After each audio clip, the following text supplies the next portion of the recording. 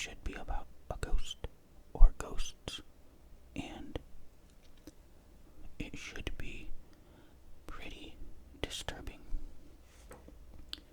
I'm reading from a book I have called Roald Dahl's Book of Ghost Stories. You may have heard of Roald Dahl. He writes mostly children's books.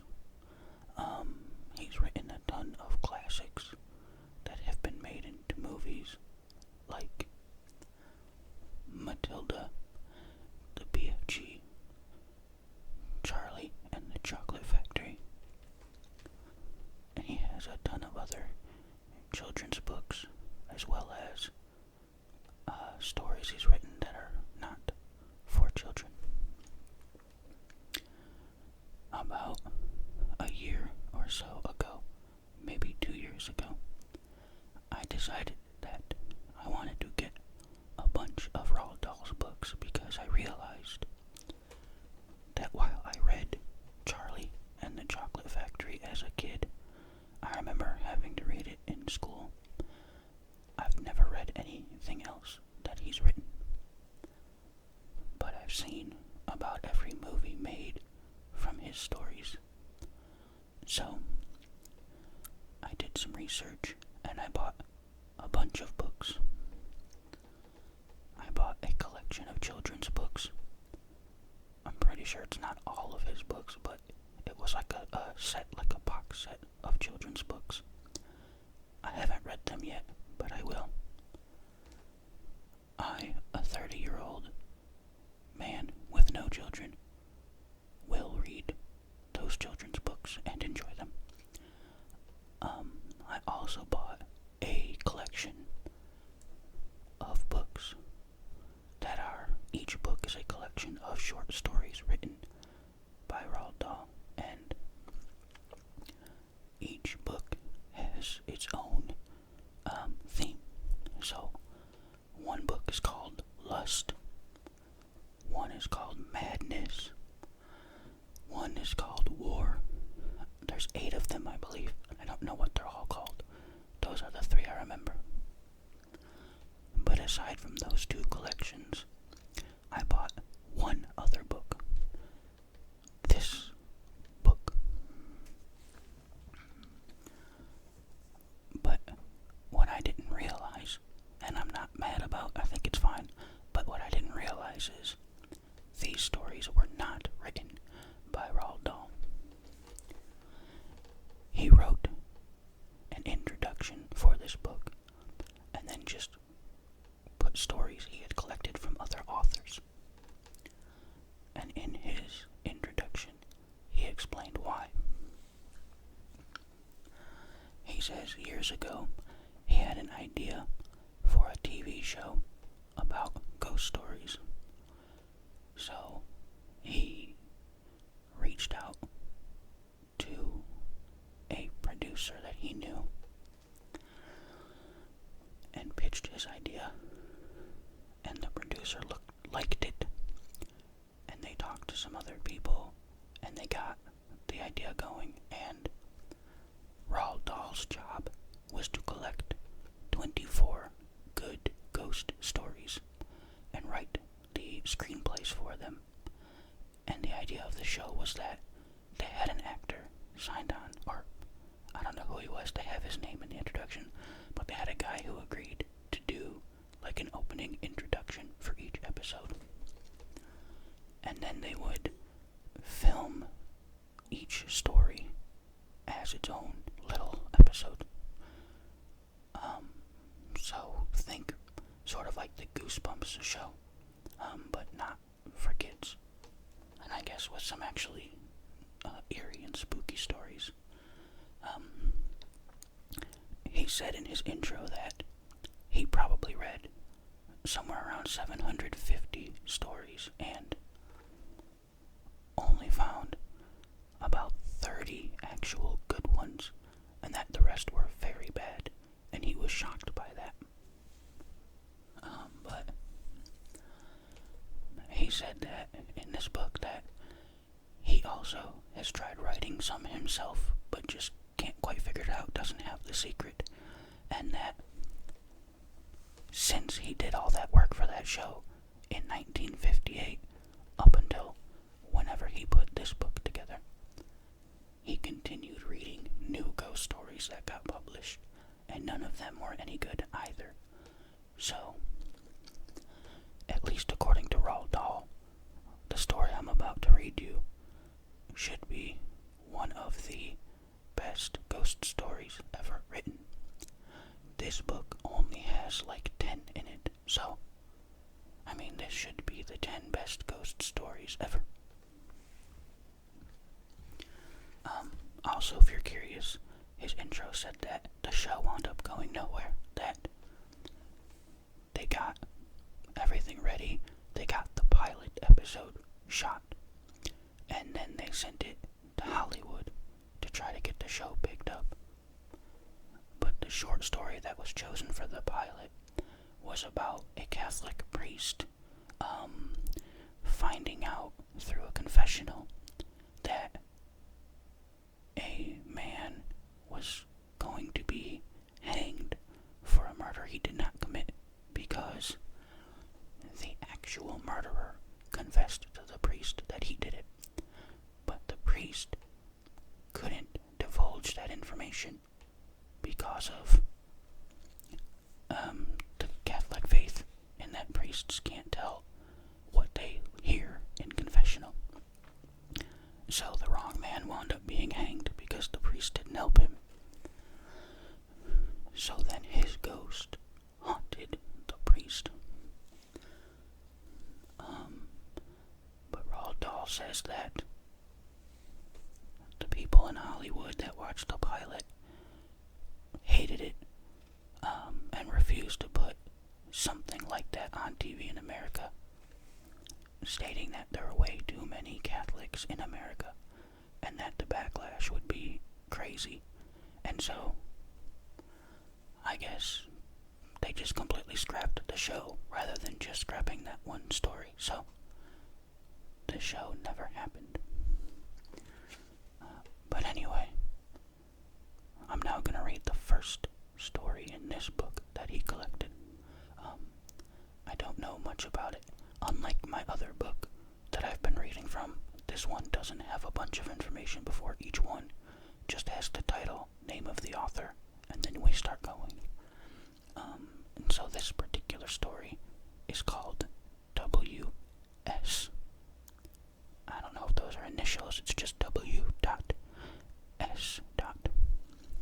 And it is written by L.P. Hartley, who I've never heard of, so I don't know much about them either. But this is W.S. by L.P. Hartley.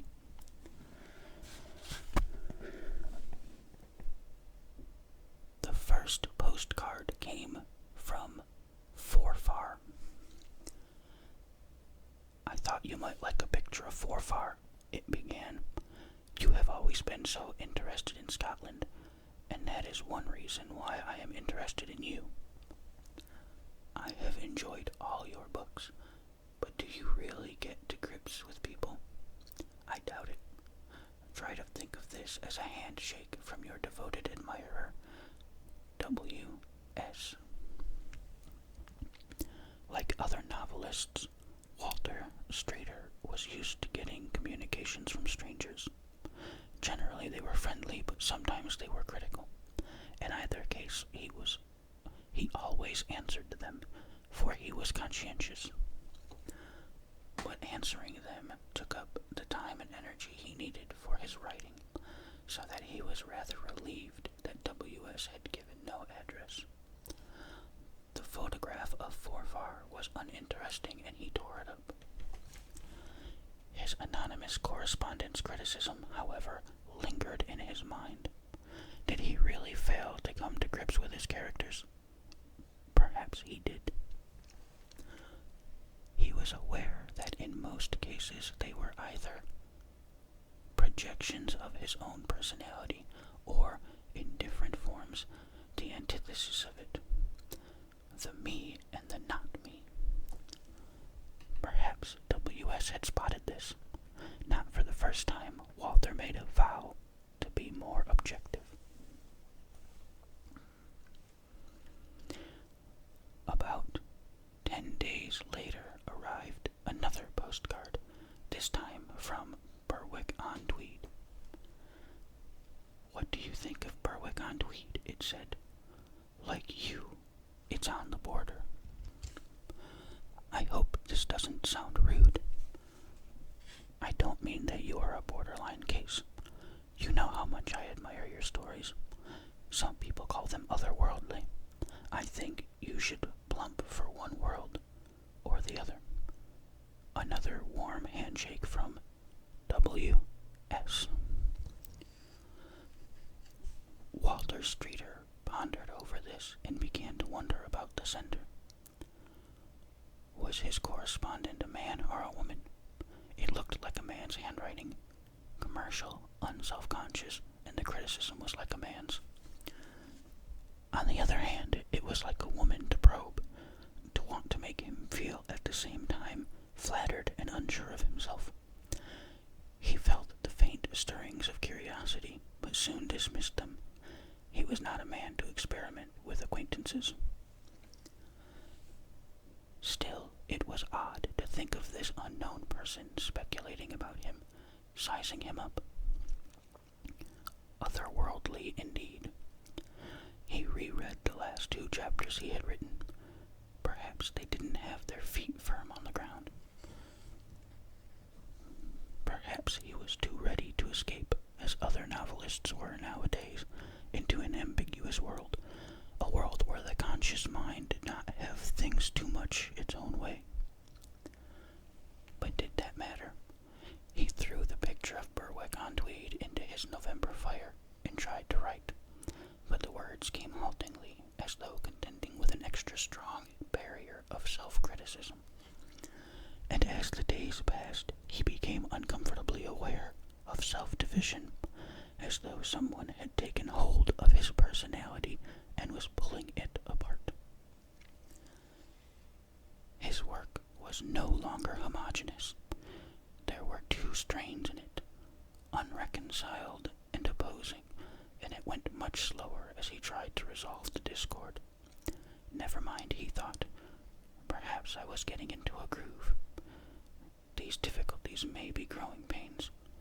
I may have tapped a new source of supply. If only I could correlate the 2 and make their conflict fruitful, as many artists have. The 3rd postcard showed a picture of York Minster. "I know you are interested in cathedrals," it said. "I'm sure this isn't a sign of megalomania in your case, but smaller churches are sometimes more rewarding. I'm seeing a good many churches on my way south. Are you busy writing, or are you looking around for ideas?" Another hearty handshake from your friend, W.S.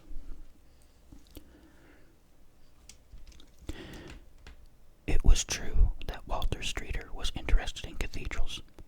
Lincoln Cathedral had been the subject of one of his youthful fantasies, and he had written about it in a travel book. And it was also true that he admired mere size and was inclined to undervalue garish churches. But how could W.S. have known that? And was it really a sign of megalomania? And who was W.S., anyhow? For the first time, it struck him that the initials were his own. No, not for the first time. He had noticed it before, but they were such commonplace initials.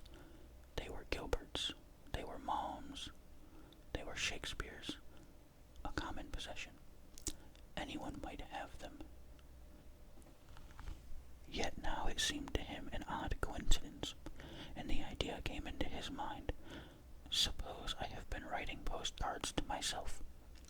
People did such things, especially people with split personalities. Not that he was one of them, of course, and yet there was this unexplained development, the dichotomy in his writing, which had now extended from his thought to his style, making one one paragraph languorous with making one paragraph languorous with semicolons and subordinate clauses, and another sharp and incisive with main verbs and full stops. He looked at the handwriting again. It had seemed the perfection of ordinariness, anybody's hand, so ordinary as perhaps to be disguised. Now he fancied he saw in it resemblances to his own. He was just going to pitch the postcard in the fire when suddenly he decided not to. I'll show it to somebody, he thought. His friend said, "My dear fellow, it's all quite plain. The woman's a lunatic. I'm sure it's a woman. She has probably fallen in love with you and wants to make you interested in her. I should pay no attention whatsoever. People in the public eye are always getting letters from lunatics. If they worry you, destroy them without reading them. That sort of person is often a little psychic, and if she senses that she's getting a rise out of you, she'll go on." For a moment, Walter Streeter felt reassured. A woman, a little mouse-like creature, who had somehow taken a fancy to him. What was there to feel uneasy about in that? Then his subconscious mind, searching for something to torment him with, and assuming the authority of logic, said, "Supposing those postcards are lunatics, and you are writing them to yourself, doesn't it follow that you must be a lunatic too?" He tried to put the thought away from him. He tried to destroy the postcard as he had the others. But something in him wanted to preserve it. It had become a piece of him, he felt. Yielding to an irresistible compulsion, which he dreaded, he found himself putting it behind the clock on the chimney-piece. He couldn't see it, but he knew that it was there. He now had to admit to himself that the postcard business had become a leading factor in his life. It had created a series. That's not what that says. Sorry. It had created a new area of thoughts and feelings, and they were most unhelpful. His being was strung up in expectation of the next postcard. Yet when it came, it took him, as the others had, completely by surprise. He could not bring himself to look at the picture. "I am coming nearer," the postcard said. "I have got as near as Coventry. Have you ever been sent to Coventry? I have. In fact, you sent me. It isn't a pleasant experience, I can tell you. Perhaps we shall come to grips after all. I advised you to come to grips with your characters, didn't I? Have I given you any new ideas? If I have, you ought to thank me, for they are what novelists want, I understand.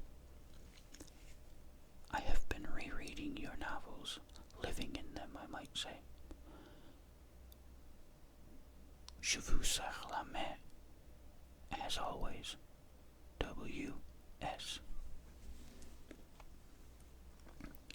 A wave of panic surged up in Walter Streeter. How was it that he had never noticed, all this time, the most significant fact about the postcards, that each one came from a place geographically closer to him than the last? I am coming nearer. Had his mind, unconsciously self-protective, worn blinkers? If it had, he wished he could put them back. He took an atlas and idly traced W.S.'s itinerary. An interval of 80 miles or so seemed to separate the stopping places. Walter lived in a large West Country town about that distance from Coventry. Should he show the postcards to an alienist? But what could an alienist tell him? He would not know what Walter wanted to know, whether he had anything to fear from W.S. Better go to the police. The police were used to dealing with poison pens. If they laughed at him, so much the better.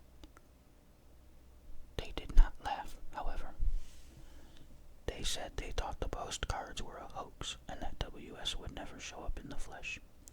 Then they asked if there was anyone who had a grudge against him. No one that I know of, Walter said. They, too, took the view that the writer was probably a woman. They told him not to worry, but to let them know if further postcards came. A little comforted, Walter went home. The talk with the police had done him good. He thought it over. It was quite true what he had told them, that he had no enemies. He was not a man of strong personal feelings. Such feelings as he had went into his books. In his books, he had drawn some pretty nasty characters. Not of recent years, however. Of recent years, he had felt the reluctance to draw a very bad man or woman. He thought it morally irresponsible and artistically unconvincing, too. There was good in everyone. Iagos were a myth. Laterally, but he had to admit that it was several weeks since he laid pen to paper, so much had this ridiculous business of the postcards weighed upon his mind. If he had to draw a really wicked person, he represented him as a communist or a Nazi. Someone who had deliberately put off his human characteristics. But in the past, when he was younger and more inclined to see things as black or white, he had let himself go once or twice. He did not remember his old books very well, but there was a character in one, the outcast, into whom he had really got his knife. He had written about him with extreme vindictiveness, just as if he was a real person whom he was trying to show up. He had experienced a curious pleasure in attributing every kind of wickedness to this man. He never gave him the benefit of the doubt. He never felt a twinge of pity for him, even when he paid the penalty for his misdeeds on the gallows. He had so worked himself up that the idea of this dark creature creeping about, brimful of malevolence, had almost frightened him. Odd that he couldn't remember the man's name. He took the book down from the shelf and turned the pages. Even now they affected him uncomfortably. Yes, here it was. William. William. He would have to look back to find the surname. William Stainsforth. His own initials. He did not think the coincidence meant anything, but it colored his mind and weakened its resistance to his obsession. So uneasy was he that when the next postcard came, it came as a relief. "Does this remind you of anything?" he read, and involuntarily turned the postcard over. He saw a picture of a Gaul, Gloucester Gaul. He stared at it as if it could tell him something, then with an effort went on reading. "I am quite close now. My movements, as you may have guessed, are not quite under my control, but all being well, I look forward to seeing you sometime this weekend. Then we can really come to grips. I wonder if you'll recognize me. It won't be the first time you have given me hospitality. Ti stringo la mano. As always, W.S." I read that as if it was in Spanish, but I'm not sure that is Spanish. Ti stringo la mano. I feel like that's Italian. I don't know. Sorry, anyway. Walter took the postcard straight to the police station and asked if he could have police protection over the weekend. The officer in charge smiled at him and said he was quite sure it was a hoax, but he would tell someone to keep an eye on the place. "You still have no idea who it could be?" he asked. Walter shook his head. It was Tuesday. Walter Streeter had plenty of time to think about the weekend. At first, he felt he would not be able to live through the interval, but, strange to say, his confidence increased instead of waning. He He set himself to work as though he could work, and presently he found he could, differently from before, and, he thought, better. It was as though the nervous strain he had been living under had, like an acid, dissolved a layer of non-conductive thought that came between him and his subject. He was nearer to it now, and instead of responding only too readily to his stage directions, his characters gave themselves wholeheartedly to all the tests he put them to. So passed the days, and the dawn of Friday seemed like any other day until something jerked him out of his self-induced trance, and suddenly he asked himself, when does a weekend begin? A long weekend begins on Friday. At that, his panic returned. He went to the street door and looked out. It was a suburban, unfrequented street of detached Regency houses like his own. They had tall, square gate posts, some crowned with semicircular iron brackets holding lanterns. Most of these were out of repair. Only 2 or 3 were ever lit. A car went slowly down the street. Some people crossed it. Everything was normal. Several times that day he went to look and saw nothing unusual, and when Saturday came, bringing no postcard, his panic had almost subsided. He nearly rang up the police to tell them not to bother to send anyone after all. But they were as good as their word. They did send someone. Between tea and dinner, the time when weekend guests most commonly arrive, Walter went to the door, and there, between 2 unlit gate posts, he saw a policeman standing. The first policeman he had ever seen in Charlotte Street. At the sight and the relief it brought him, he realized how anxious he had been. Now he felt safer than he had ever felt in his life, and also a little ashamed at having given extra trouble to a hard-worked body of men. Should he go and speak to his unknown guardian, offer him a cup of tea or a drink? It would be nice to hear him laugh at Walter's fancies. But no, somehow he felt his security the greater when its source was impersonal and anonymous. P.C. Smith was somehow less impressive than police protection. Several times, from an upper window, he didn't like to open the door and stare. He made sure that his guardian was still there. And once, for added proof, he asked his housekeeper to verify the strange phenomenon.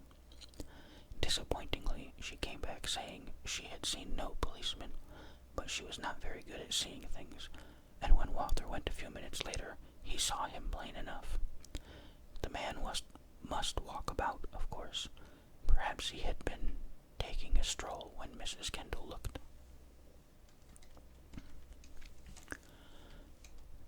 It was contrary to his routine to work after dinner, but tonight he did.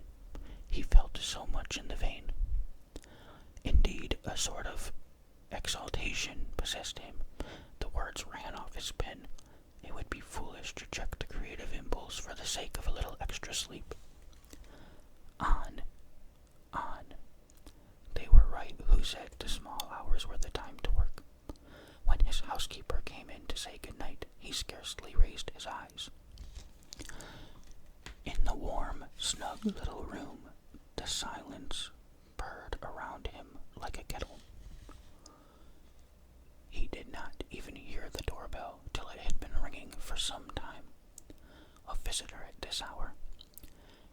His knees trembling, he went to the door, scarcely knowing what he expected to find. So what was his relief, on opening it, to see the doorway filled by the tall figure of a policeman. Without waiting for the man to speak, come in, my dear fellow," he exclaimed. He held his hand out, but the policeman did not take it. "You must have been very cold standing out there. I didn't know that it was snowing, though," he added, seeing the snowflakes on the policeman's cape and helmet. "Come in and warm yourself.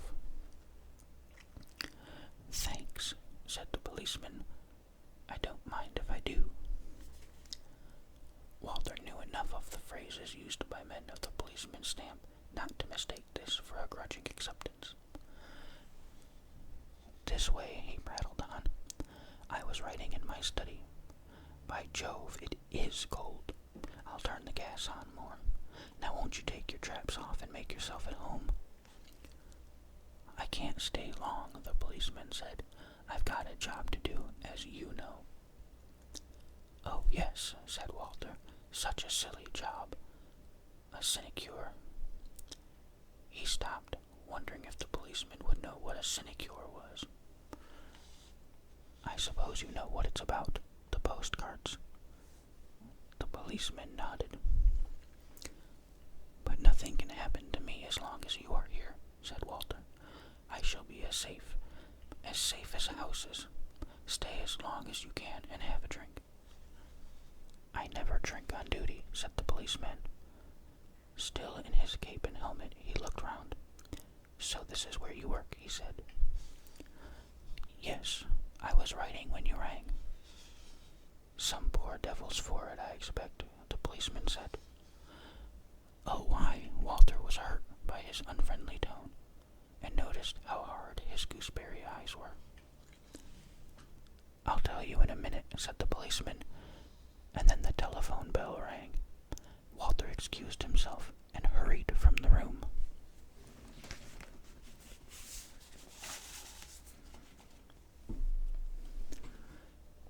This is the police station, said a voice. Is that Mr. Streeter? Walter said it was. Well, Mr. Streeter, how is everything at your place? All right, I hope. I'll tell you why I ask. I'm sorry to say we quite forgot about that little job we were going to do for you. Bad coordination, I'm afraid. But, said Walter, you did send someone. No, Mr. Streeter, I'm afraid we didn't. But there's a policeman here in this very house. There was a pause. Then his interlocutor said, in a less casual voice, He can't be one of our chaps. Did you see his number by any chance? No. After another pause, the voice said, Would you like us to send somebody now? Yes, please. All right, then. We'll be with you in a jiffy. Walter put back the receiver. What now? He asked himself. Should he barricade the door? Should he run out into the street? Should he try to rouse his housekeeper? A policeman of any sort was something to be reckoned with, but a rogue policeman, a lawkeeper turned lawbreaker, roaming about loose and savaging people. How long would it take the real police to come? What was a jiffy in terms of minutes? While he was debating, the door opened, and his guest came in. No rooms private when the street doors once passed, he said. Had you forgotten I was a policeman? Was, said Walter, edging away from him. You are a policeman. I have been other things as well, the policeman said. Thief, pimp, blackmailer, not to mention murderer. You should know. The policeman, if such he was, seemed to be moving towards him, and Walter suddenly became alive to the importance of small distances, the space between the sideboard and the table, and between one chair and another. I don't know what you mean, he said. Why do you speak like that? I've never done you any harm. I've never set eyes on you before. Oh, haven't you? The man said. But you've thought about me, and his voice rose. You've written about me. You got some fun out of me, didn't you? Now I'm going to get some fun out of you.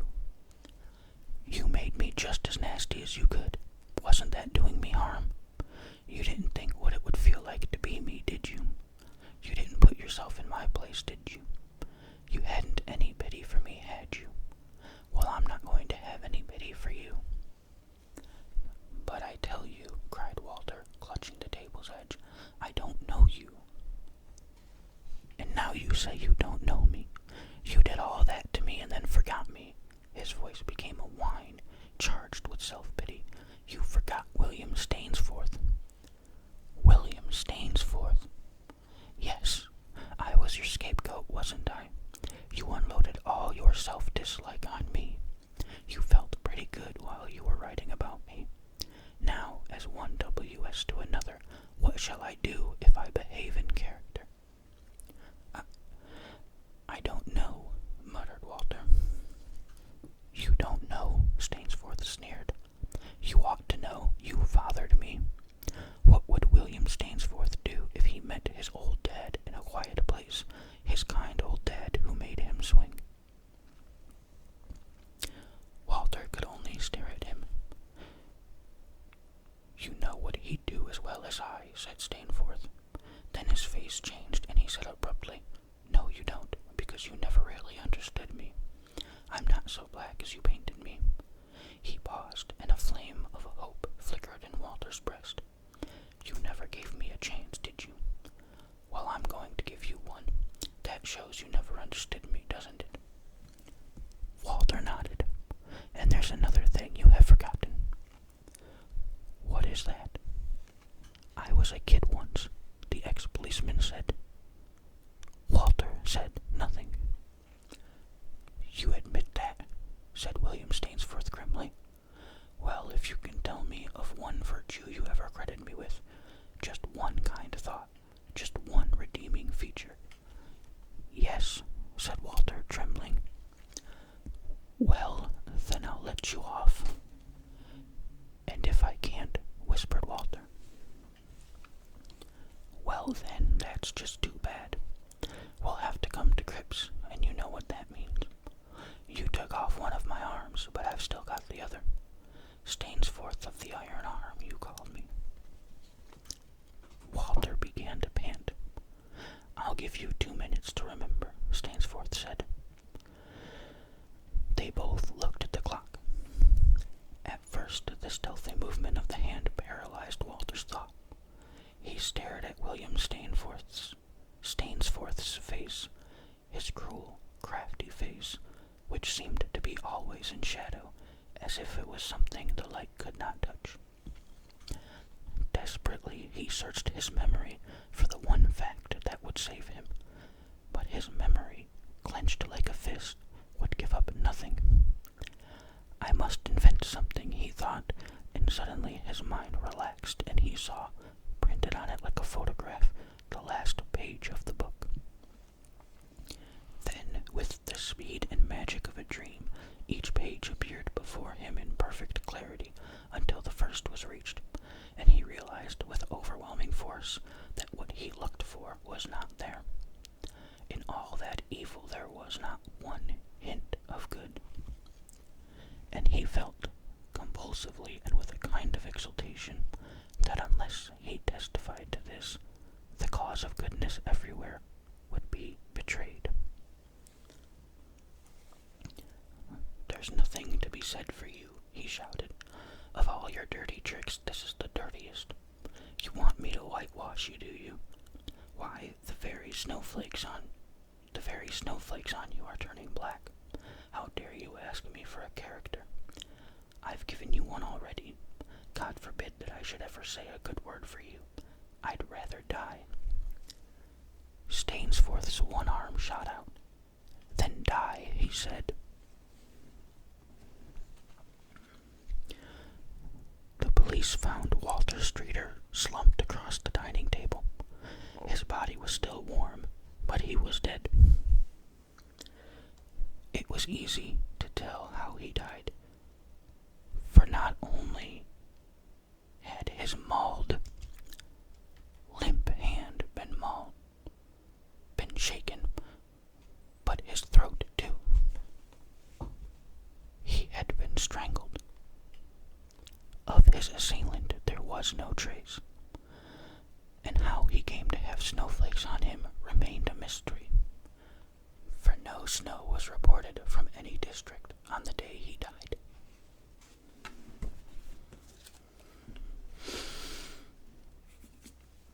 Okay, that's the end of W.S.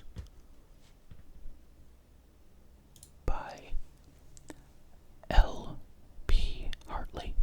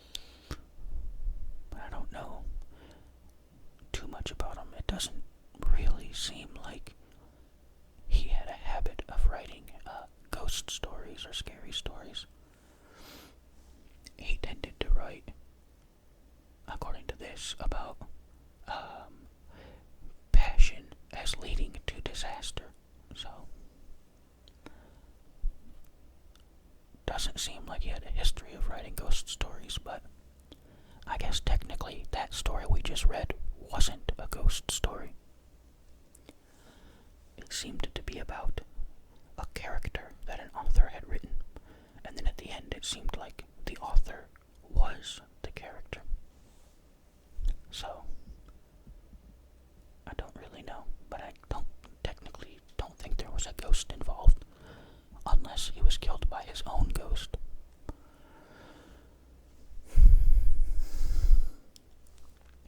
But then, why did he write a character that was his own ghost? I don't know. I just don't feel like there was really a ghost in that story. But anyway, I liked it. Like I said, this book's got, I think 9 more. I'm pretty sure there are 10. I hope you liked it if you made it all the way to the end. But in any case,